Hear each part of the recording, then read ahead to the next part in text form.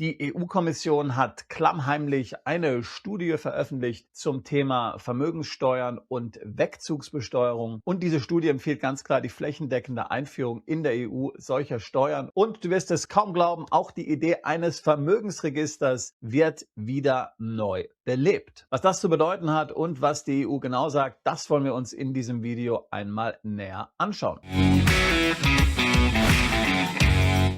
Noch ein kurzer Hinweis in eigener Sache. Wenn auch du das Gefühl hast, dass sich das Netz immer enger zuzieht, wenn auch du dich nach Alternativen umschaust, wenn du dich, deine Familie und dein Vermögen in Sicherheit bringen willst, dann lade ich dich herzlich ein zu unserem Schweizer Taschenmesserseminar für deinen Plan B, das wir regelmäßig in Zürich veranstalten. Neben mir und Daniel ist auch unser Kollege Friedrich dabei. Er ist bei uns Vermögenssicherungsexperte und er wird genau zu solchen Themen sprechen, die dich interessieren, wenn es darum geht, über internationale Vermögensdiversifikation dein Vermögen abzusichern. Dann geht es natürlich auch um zweite Staatsbürgerschaften, Aufenthaltstitel, Edelmetalle, Krypto, Bankkonten im Nicht-EU-Ausland, Bankkonten ohne CRS. Wir arbeiten mittlerweile mit 70 Banken außerhalb der EU zusammen und natürlich auch mit dabei Herr General Außerdiensten Erich Warth. Er wird uns wichtige Insider-Informationen zur geopolitischen Situation und zu den geopolitischen Risiken geben. Denn wie kann man heute einen Plan B sinnvoll gestalten, wenn man die geopolitischen Risiken nicht mitbedeckt? Also es geht um deinen Plan B, es geht um Werkzeuge, wie du konkret damit beginnen kannst, ohne auszuwandern.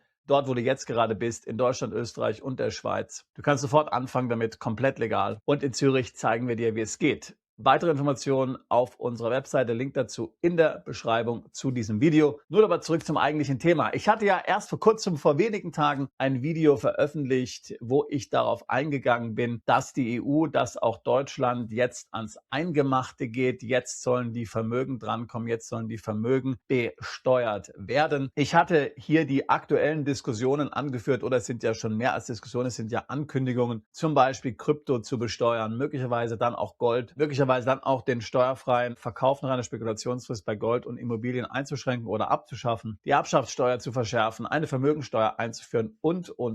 Ich hatte Gründe genannt, warum das jetzt so kommt. Die Gründe sind ganz einfach. Einkommen werden ja schon extrem hoch besteuert in Deutschland und in anderen Ländern, aber der Staat braucht immer mehr Geld, obwohl er immer höhere Einnahmen hat, braucht er immer mehr Geld, hat er immer höhere Ausgaben. Denken wir an Themen wie Sozialstaat, Verteidigungshaushalt, die massive Geldverschwendung, die wir hier jedes Jahr sehen, zum Beispiel in Deutschland und in Österreich, aber natürlich auch ganz krass in Ländern wie Frankreich oder Italien. Also der Staat braucht immer mehr Geld, traditionelle Einnahmequellen sind erschöpft, also jetzt muss er ans Vermögen der Bürger gehen. Und da passt es natürlich wie die Faust aufs Auge, dass jetzt die EU-Kommission klammheimlich Mitte April eine Studie veröffentlicht hat zum Thema Vermögensbesteuerung und zum Thema Wegzugsbesteuerung. Wir hatten diese Studie ja schon mal vor einigen Monaten erwähnt. Dort hatte ein EU-Kommissar dann aus Versehen durchsickern lassen, dass diese Studie am Laufen ist. Ich will dir diese Studie mal ganz kurz zeigen, werde natürlich dann auch die Links dazu dann auch in der Beschreibung dieses Videos für dich bereithalten. So, das hier ist die Kurzfassung auf Deutsch, die Zusammenfassung. Die eigentliche Studie ist nur auf Englisch veröffentlicht. Sie hat 2 Teile, nämlich einmal diesen Teil und dann der zweite Teil hier. Dort sind Fallstudien drin von Vermögenssteuern und von Wegzugssteuern, wie sie bereits heute existieren. Die deutsche Zusammenfassung werde ich gleich nochmal aufmachen. Um was handelt es sich bei diesen Dokumenten? Nun, es handelt sich im Grunde um eine Erhebung. Es handelt sich um eine Zusammenfassung dessen, was es bereits in der EU gibt, was es bereits in Europa gibt und letztlich um Überlegungen, ob Vermögenssteuern oder Wegzugssteuern flächendeckend in der EU eingeführt werden sollen. Du weißt ja wahrscheinlich, dass die EU selbst keine Steuern erheben kann.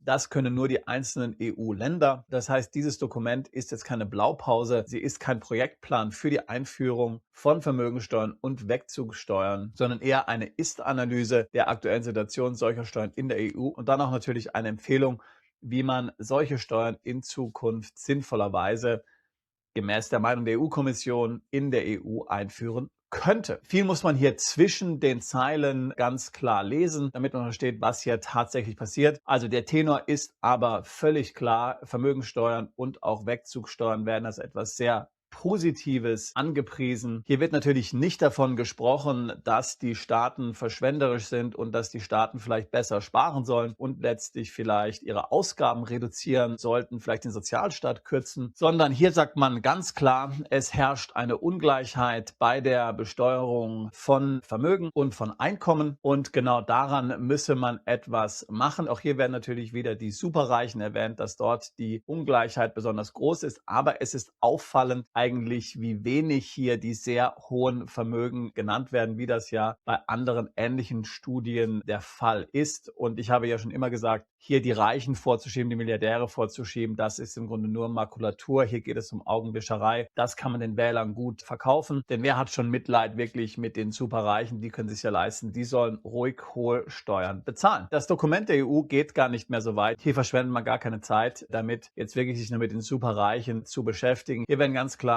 Vermögensteuern und Wegzugssteuern als etwas Positives verkauft, völlig unabhängig von der Höhe des Vermögens. Mögliche Risiken einer solchen Besteuerung werden heruntergespielt. Zwar erwähnt die Studie sehr kurz, dass Wohlhabende mobil sind und ja einfach in ein anderes Land umziehen können, um sich vor solchen Steuern dann zu schützen, aber das Ganze wird heruntergespielt und in den Fallstudien zeigt man dann vermeintlich positive Beispiele, wo eben gezeigt wird, dass eine solche Vermögensteuer ja sehr gut funktionieren könne. Interessanterweise wird hier insbesondere ein Nicht-EU-Land als positives Beispiel erwähnt, nämlich die Schweiz. Und Spanien wird als ein negatives Beispiel erwähnt, Spanien als EU-Land, was ja ebenfalls eine Vermögensteuer hat. Spanien wird letztlich dafür kritisiert, dass man den Regionen letztlich die Möglichkeit gegeben hat, diese Vermögensteuer zu bestimmen. Und dass ja nun einige Regionen die Vermögensteuer komplett abgeschafft haben oder zumindest sehr hohe Freibeträge geschaffen haben. Damit so die Studie, sei Spanien dann gezwungen gewesen, eine Vermögensteuer auf Landesebene, also für ganz Spanien einzuführen, dieser sogenannte Solidaritätszuschlag, der vor kurzem eben dann in Spanien eingeführt wurde. Das ist jetzt ein gutes Beispiel, wo ich davon spreche, dass man zwischen den Zeilen lesen muss. Daran kannst du ja sehen, an diesem Beispiel, Spanien hat in einzelnen Regionen die Autorisierung gegeben, die Vermögensteuer zu bestimmen.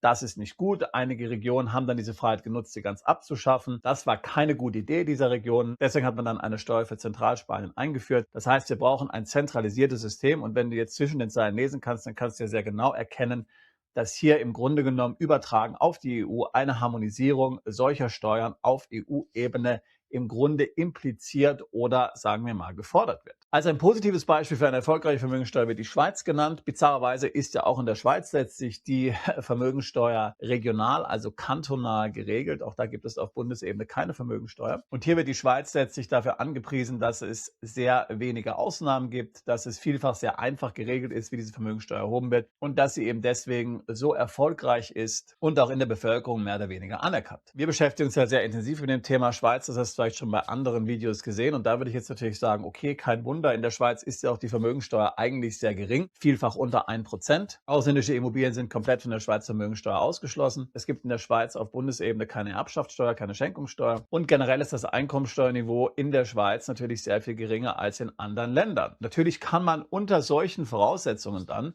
potenziell eine Vermögenssteuer akzeptieren. Aber das ist ja nicht die Situation in Spanien oder in Deutschland oder in Frankreich, wo es ja ohnehin schon horrend hohe Steuern gibt, horrend hohe Erbschaftssteuern, horrend hohe andere Steuern auf Vermögen, zum Beispiel Kapitalertragssteuer. Das ist ja ebenfalls etwas, was es in der Schweiz nicht gibt. In der Schweiz kannst du Aktien, Gold, anderes privates Vermögen jederzeit steuerfrei veräußern, ohne irgendwelche Haltefristen zu beachten. Und das ist ja eben genau in der EU nicht gegeben. Das heißt, wir haben in der EU schon ohnehin diese horrenden Steuern und jetzt soll auch noch zusätzlich eine Vermögenssteuer eingeführt wird. Ein anderer Teil der Studie ist das Thema Wegzugssteuern. Auch dort ist die Studie sehr eindeutig. Auch hier wird ganz klar die Wegzugssteuer als ein Instrument gesehen, damit Wohlhabende nicht so ohne weiteres das Land verlassen können, beziehungsweise auch hier wird eigentlich so eine EU-Lösung angestrebt, denn was hier schon erwähnt wird, ist natürlich, dass Umzüge innerhalb der EU eigentlich möglich sein müssen. Das spricht ja zum Beispiel ganz klar gegen die deutsche Wegzugssteuer, interessanterweise. Aber sobald man die EU verlässt, soll man dann bluten. Auch hier wird ganz klar nicht von Unternehmern gesprochen,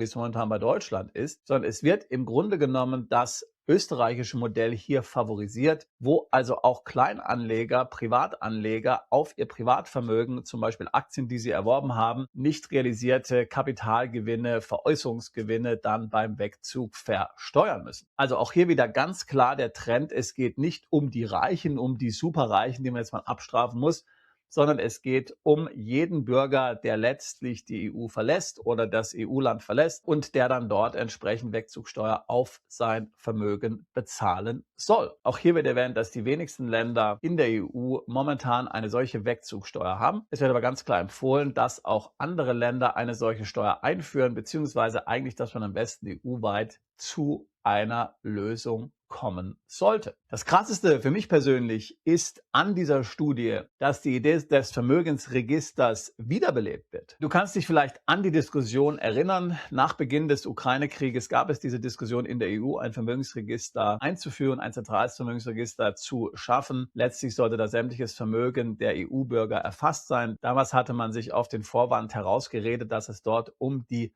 Russen geht, Vermögen von russischen Oligarchen. Man will wissen, was diese russischen Oligarchen in der EU besitzen, aber natürlich geht es um was komplett anderes und diese Studie bizarrerweise und skurrilerweise bestätigt genau das. Hier werden ganz klar an mehreren Stellen schon in der Kurzfassung, und ich werde gleich daraus zitieren, die Einführung eines solchen Vermögensregisters ganz klar gefordert und auch die Wichtigkeit eines solchen Vermögensregisters unterstrichen, um eben diese Steuern tatsächlich effizient auch erheben zu können. Du weißt vielleicht, die EU hatte ja schon eine Machbarkeitsstudie zum Thema Vermögensregister veröffentlicht. Dort kam man zu dem Schluss, dass dieses Vermögensregister nicht realistisch ist, zumindest nicht in seiner zentralen Version oder einfach sehr kompliziert sein würde. Die EU hat dann andere Wege beschritten und hat dann im Grunde genommen 2024, als das große Anti-Geldwäscherei-Paket der EU eingeführt wurde, wo dann auch letztlich die Gründung der AMLA-Behörde in Frankfurt beschlossen wurde und viele andere Verschärfungen, wie zum Beispiel die starke Begrenzung des Bargeldes, wie zum Beispiel der strenge Dokumentationspflichten bei Kauf von Wertgegenständen über 10.000 Euro. Das waren die Lösungen, die man dann vorgeschlagen hat. Aber jetzt ist das Vermögensregister offensichtlich wieder zurück in der Diskussion und ich werde dir gleich die Stellen zeigen in der Kurzfassung des Berichts in der deutschen Version,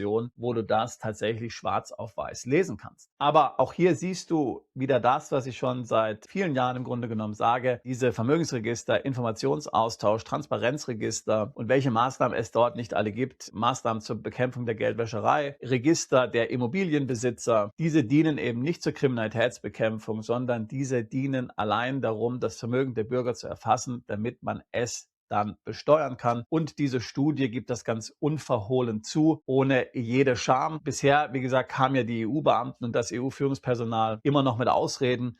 Wie gesagt, Kriminalitätsbekämpfung. Davon hat man jetzt in dieser Studie komplett Abstand genommen, sondern gibt ganz unverhohlen zu, um was es geht. Nämlich genau darum, den Bürger, der sein Leben lang gespart hat, nicht den Superreichen, sondern der ganz normale Mittelklassebürger, der sein Leben lang gespart hat, der diszipliniert war, der sich an die Regeln gehalten hat, der seine Steuern bezahlt hat, der hart gearbeitet hat, der vielleicht nicht zu viel in Urlaub gefahren ist, der vielleicht nicht immer das neueste Auto gefahren hat, er wird jetzt abgestraft und er soll jetzt um das sauer angesparte Vermögen erleichtert werden durch solche Steuern. Also, jetzt will ich einmal hier aus der deutschen Kurzfassung dieses Berichtes zitieren. Ich habe hier ein paar prägnante Stellen rausgesucht.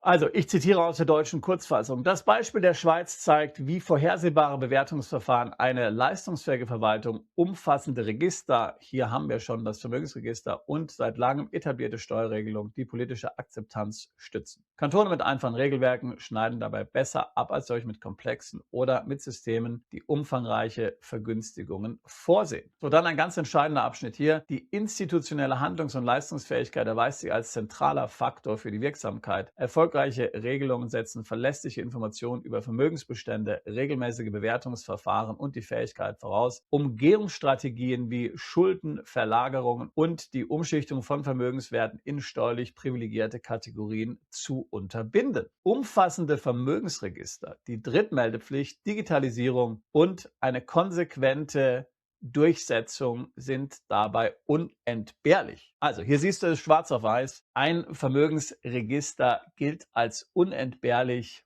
laut der Studie dieser EU-Kommission. Das ist doch eine sehr deutliche Ansage. Während ja die Fallstudie zum Vermögensregister von vor 2 Jahren eher noch vage war und hier nicht so eindeutige Worte gesprochen hat, hier doch eine ganz klare Aussage zum Thema Vermögensregister. Es wird als unentbehrlich bezeichnet und es sollen komplett legale Maßnahmen unterbunden werden, wie die Umschichtung von Vermögen in steuerlich privilegierte Kategorien. Also, das heißt ja nicht Steuerhinterziehung, sondern bisher war das in Deutschland ja ganz einfach. Wenn du zum Beispiel Vermögen in Gold angelegt hast oder in Immobilien oder auch in Krypto, dann konntest du das komplett legal nach einer bestimmten Spekulationsfrist steuerfrei verkaufen. Das soll unmöglich gemacht werden, diese ganz legale Art und Weise, Vermögen zu sichern, vom Gesetzgeber so bestimmt, das soll entsprechend unterbunden werden. Das ist zumindest die Idee der EU. Wie gesagt, es handelt sich hier nicht um einen Gesetzentwurf, es handelt sich ja nur um eine Studie, aber du weißt ja, wie viel Macht die EU-Kommission hat. Da dürfen wir uns also keinen Illusionen hingeben. Und weil es so schön ist, wird das Ganze mehr oder weniger nochmal in einem weiteren Abschnitt wiederholt. Drittens bestimmen institutionelle Faktoren die Wirksamkeit und Durchführbarkeit von vermögensbezogenen Steuern maßgeblich. Umfassende Vermögensregister, solide Drittmeldepflicht, effektiver automatischer Informationsaustausch, digitalisierte Steuerverwaltungen und natürlich heißt es auch inklusive künstlicher Intelligenz, ja völlig klar, und spezialisierte Einheiten für vermögende Privatpersonen fördern Einhaltung und Durchsetzung. Also auch hier wieder vermögende Privatpersonen. Hier steht nicht irgendwas von Superreichen, von Milliardären, von den Top 0,1%. Hier werden vermögende Privatpersonen genannt. Wer sind vermögende Privatpersonen? Naja, das ist jeder Bürger, der zum Beispiel ein Einfamilienhaus hat. Ja, also all jene Personen sind davon betroffen. Du musst unbedingt lernen, zwischen den Zeilen zu lesen bei solchen Berichten. Hier wird ganz klar nicht mehr von den Superreichen gesprochen, wie noch von vor 2 Jahren, sondern jetzt sind wir schon so weit, dass im Grunde jeder, der Vermögen hat, im Grunde genommen von solchen Steuern erfasst werden soll. Jedenfalls, wenn es nach der Meinung dieser Autoren geht. Fragmentierte Systeme, geringe Prüfkapazitäten und mangelnde internationale Kooperation eröffnen hingegen Spielräume für Hinterziehung und Umgehung, insbesondere bei grenzüberschreitenden Portfolios und komplexen Eigentumsstrukturen. Auch hier wieder ganz klar natürlich der Wunsch der EU, das Ganze zu zentralisieren. Mangelnde internationale Kooperation heißt ja letztlich, dass hier verschiedene EU-Länder ihre eigene Sache machen. Man will hier zentral Macht aufbauen, man will hier zentral bestimmen, wie man es ja bei der AMLA zum Beispiel gemacht hat, was die Regeln sind und dass diese dann auch umgesetzt werden. So, also ich glaube, es sollte jedem klar werden, der diesen Bericht liest, und ich möchte dich ermutigen, das Ganze zu lesen, wenigstens die Zusammenfassung auf Deutsch. Es sollte hoffentlich jedem klar sein, wohin die Reise geht. Es ist meiner Meinung nach keine Überraschung, dass dieser Bericht jetzt gerade veröffentlicht wird in der aktuellen Zeit, wo wir auf eine potenziell sehr schwerwiegende Energiekrise zusteuern, beziehungsweise schon mit einer solchen zu kämpfen haben. Die EU hat offensichtlich in einer solchen Krisensituation nichts Besseres zu tun, als die Besteuerung von Vermögen zu fordern. Das ist das, was auf der Prioritätenliste ganz oben steht. Diejenigen, die die Zeche bezahlen sollen, das sind eben genau die vermögenden Privatpersonen in der EU. Und das sind eben nicht mehr die Superreichen. Das sind im Grunde genommen du und ich und all jene Leistungsträger der Gesellschaft, die nicht nur Jobs, Produktivität, Wirtschaftswachstum, Bruttoinlandsprodukt geschaffen haben, sondern auch einfach für sich selbst, für die eigene Familie, für den eigenen Ruhestand vorgesorgt haben, die über Jahre lang, über Jahrzehnte lang hart gearbeitet haben, damit sie etwas haben, was sie ihrer Familie zum Beispiel vererben können, damit es ihren Kindern besser geht als ihnen selbst. Also es geht um ganz normale Menschen und die geraten mit dieser Studie ganz klar, das ist meine Meinung, ins Fadenkreuz einer zukünftigen Vermögensbesteuerung. Also du musst dir natürlich selbst überlegen, wie du auf diese Studie reagierst. 95% der Menschen werden natürlich nichts machen. Sie werden sagen, naja, so schlimm wird es schon nicht werden. Damit haben die Deutschen ja besonders viel Erfahrung, dass es so schlimm schon nicht werden wird und man einfach mal abwartet. Ich vermute, wenn du abwartest, dass du auf das Falsche wartest, denn alles deutet eigentlich in eine Richtung. Natürlich können wir nicht sagen, wann das passiert, wie schnell das passiert, aber es ist ganz klar, dass die Vorbereitungen für solche Maßnahmen ja schon seit vielen Jahren laufen, dass also gar nicht mehr viel fehlt, eigentlich hier noch die letzten Schritte zu gehen. Und dass, wenn du dir anschaust, was in Deutschland diskutiert wird, dass viele der Maßnahmen tatsächlich ja schon in Vorbereitung sind. Das heißt, wenn du dich, deine Familie und dein Vermögen schützen willst, dann wird es Zeit, dass du dich konkret mit einem Plan B auseinandersetzt. Das Beste ist natürlich, wenn du auswandern kannst. Idealerweise natürlich außerhalb der EU. Aber auch wenn das für dich momentan noch nicht möglich ist, dann kannst du, auch wenn du in Deutschland wohnen bleibst, schon ganz konkrete Schritte, schon ganz konkrete Maßnahmen ergreifen, damit du dich und dein Vermögen schützen kannst. Eins muss natürlich klar sein, Selbst wenn du jetzt Konten in der Schweiz hast oder im Ausland hast oder sonst irgendwo, wenn es zu einem solchen Vermögensregister kommt oder zu einer solchen Vermögensbesteuerung kommt, dann gilt dies natürlich auf dein weltweites Vermögen. Das heißt, wenn es dazu kommt, dann hilft es tatsächlich dann nur Deutschland zu verlassen, beziehungsweise die EU zu verlassen. Aber wenigstens, wenn du dich jetzt schon mal darauf vorbereitest, dann geht das Verlassen dann, wenn es soweit kommen sollte, sehr viel schneller, als wenn du dann erst damit anfängst. Denn selbst wenn du Deutschland verlässt, du hast aber noch dein gesamtes Vermögen in Deutschland, dann wärst du dennoch von einer solchen Vermögenssteuer betroffen. Ja, das heißt, es geht nicht nur darum, selbst letztlich dich aus Deutschland bzw. aus der EU wegzubewegen, sondern natürlich auch dein Vermögen außerhalb der EU zu haben, wenn du von solchen Vermögenssteuern nicht betroffen sein willst, jedenfalls nicht im Falle einer Auswanderung. Das heißt, das sind alles Dinge, die du schon jetzt organisieren kannst. Wenn du zum Beispiel ein großes Immobilienportfolio hast, in Deutschland oder in Österreich, kannst du schon mal anfangen, dieses Immobilienportfolio abzubauen. Natürlich so, dass es wirtschaftlich Sinn macht. Ich würde jetzt nicht empfehlen, dass du dich hier wirtschaftlich massakrierst. Denn auch eine Vermögensteuer sind ja nur ein paar Prozent. Also im Zweifelsfall zahlst du lieber ein oder zweimal ein paar Prozent Steuern, als es durch einen schlecht getimten Verkauf deiner Immobilie möglicherweise gigantische Verluste hinnehmen zu müssen. Ja, also du darfst jetzt nicht Hals über Kopf handeln, ja, planlos. Das meine ich nicht. Es heißt ja Plan B, es heißt nicht Chaos B. Ja. Aber dass du dich anfängst, damit auseinanderzusetzen, dass du mal ein Konto im Ausland eröffnest, einfach mal um zu sehen, wie es ist, um die Erfahrung ganz konkret zu machen, auch wenn es so in der Schweiz ist, dass du vielleicht Immobilien im Ausland kaufst, dass du Edelmetalle in Singapur lagerst, dass du dir irgendwo einen Aufenthaltstitel besorgst, dass du dir einen zweiten Pass besorgst, das macht ja auch etwas mit dir, das verändert dein Bewusstsein, das vermittelt dir einen realistischen Eindruck von der Welt. Momentan fühlst du dich vielleicht komplett überfordert und denkst ja, das kann ich ja nie schaffen, wie soll das konkret funktionieren? Aber wenn du mal diese Schritte angehst, die du schon heute angehen kannst, Schritt für Schritt, dann wirst du damit immer vertrauter werden und dann weicht dann auch letztlich die Angst einem ganz neuen Selbstbewusstsein, dass du letztlich wieder die Kontrolle über dich, dein Vermögen und dein Leben erlangen kannst und aus dieser Ohnmacht herauskommst, die ja viele von uns jeden Tag empfinden. So, also hier wieder viel Stoff zum Nachdenken. Ich würde mich freuen, wenn wir dich auf dieser Reise begleiten können. Ich würde mich freuen, dich in Zürich kennenzulernen oder bei einer unserer anderen Veranstaltungen. Gerne können wir auch ein Beratungsgespräch führen. Wir helfen Mandanten schon seit 20 Jahren genau bei solchen Maßnahmen. Ich selbst habe Deutschland und die EU vor 25 Jahren verlassen. Ich habe es nicht bereut. Ich denke, du wirst es auch nicht tun. Und ich würde mich freuen, auch dich alsbald zu unserer Mandantschaft zählen zu können. Bist du Unternehmer, Freiberufler oder Investor? Zieht es dich schon lange ins Ausland?